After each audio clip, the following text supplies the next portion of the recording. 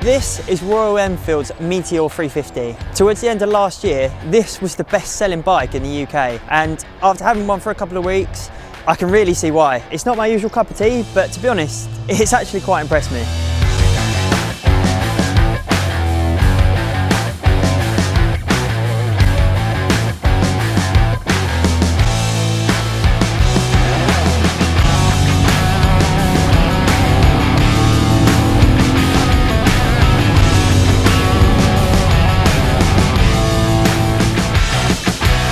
When I say it's not my usual cup of tea, I really mean it. I'd much rather have something naked or sporty, but when you look at this thing in this colour is under £4 grand. Now, I sort of get stuck sometimes looking at prices, but prices tend to sort of knock up every year for bikes. And for the amount of money this is, under £4,000, you really do get a lot of machinery for your cash. For starters, just look at it. You get a lot of metal. You get your cruiser style, you've got your nice mirrors, you've got your really nice detailing. And to be honest, it looks far more expensive than what the price tag suggests. I'd sort of put it maybe towards 5-6, and it actually looks smart. Besides, you know, a few bits of wiring and stuff, it does look smart up close as well.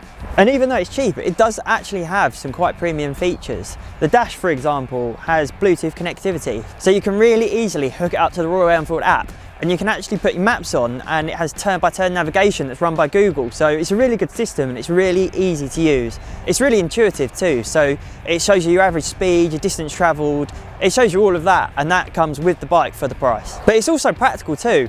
Under that Enfield logo, there is a massive 15-litre tank, and just by the side of the switch gears, there's also a nice, well-placed USB socket too. So if you're looking to do some high mileage stuff on it, the fueling will keep you going for ages, and you'll be able to navigate and get there with your phone charged. That is an impressive package for a bike like this.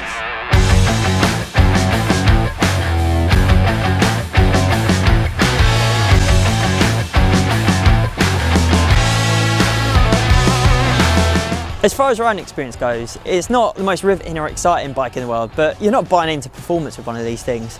So the 5-speed 350 single pumps out just over 20 horsepower, so it's very smooth and very gentle, but it won't be breaking any speed records anytime soon. It weighs in at over 190 kilos, so it's quite a lot of bike to muscle around, which means it's not the most responsive machine in the world in terms of handling, but it's not the worst thing I've ever ridden. It's soft and it's gentle, it's fairly nimble considering it's quite long, and I've got to say the brakes are adequate as well. It comes with dual ABS, so it will look after you if you run into any bother.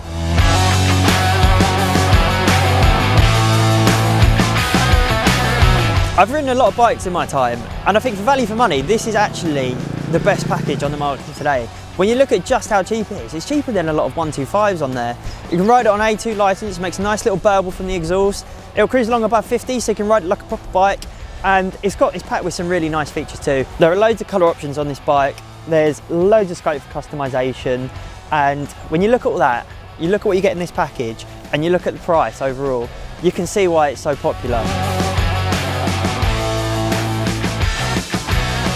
It's developed in the UK, it's got a load of heritage, and although it's half the price of a Triumph, it really doesn't feel like half the bike.